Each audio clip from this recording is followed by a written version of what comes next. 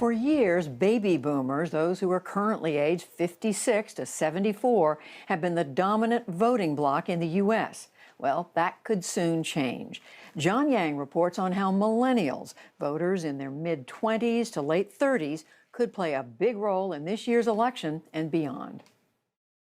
With voting already underway across the country, political strategists are keeping an eye on voters like these. My name is Francisco Marquez. Allie Henny. Melissa Mudd. They're millennials, born between the early 1980s and the mid-1990s. There are more than 72 million of them in America, and this year they became the nation's largest adult generation, surpassing baby boomers. Stella Rouse of the University of Maryland is author of The Politics of Millennials. In the next 10 years, given the size of that generation, we can certainly see them displacing baby boomers, Generation X, which is a pretty small generation in comparison, and really being the generation that is at the forefront of influence in terms of political, social, and economic factors. Research shows that millennials tend to be liberal and, unlike their predecessors, they aren't becoming more conservative as they get older. Political scientists say it's because most of their lives they've known economic insecurity. Not only were they hit with the Great Recession on this side of entering the job market, but now they're dealing with the pandemic at the height of when they should be able to earn their biggest earning potential.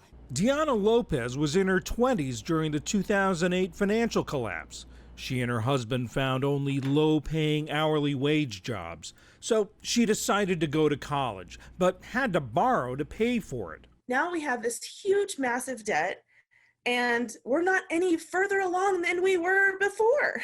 Now 38, she and her husband struggle to make ends meet for their family. I'm still in a huge amount of debt. My husband's still in debt. And now I'm supposed to put 2 teenagers through college? Like, how am I going to do that? Millennials have also seen climate change intensify natural disasters like wildfires and hurricanes. And as America's most diverse adult generation, they're more concerned than their elders about racial justice and LGBTQ rights. Allie Henny is 35 and lives in Chicago with her husband and 2 daughters. Whenever I look and see my Black siblings, my brown siblings, my queer and disabled siblings sitting, and a lot of us just have a sense of existential dread. Like many millennials, she says the status quo is unacceptable. The system doesn't really seem to give a heck about anybody. So why would we want to perpetuate a system that we never benefited from? The demographic shift toward millennials could be especially troubling for Republicans. They won the White House in 2016 on the strength of votes from white baby boomers. Before the pandemic, we spoke with political consultant Rory Cooper, who was communications director for then House Republican leader Eric Cantor. Look at the rhetoric from the president. It's the platform that says to older generations, we're going to keep things the way they used to be. And that's very effective if you are running a base election and you think that you're going to be able to turn out older voters. But recent polls show Mr. Trump losing support among older voters this time around. And he's driving away some younger conservatives. 29-year-old Melissa Munn of Eufaula, Alabama, has campaigned for Republicans in the past. This year, she plans to vote for both Democratic presidential nominee Joe Biden and Democratic incumbent Senator Doug Jones. The Republican Party has just just run far right, far faster than any of us really want to keep up with. Another common denominator for millennials? They tend to be skeptical of government and political parties. President Trump's outsider image appeals to 25-year-old Summer Tong. I just feel like there's a lot of corruption and with just politicians that have made their whole career in politics. I just don't trust them.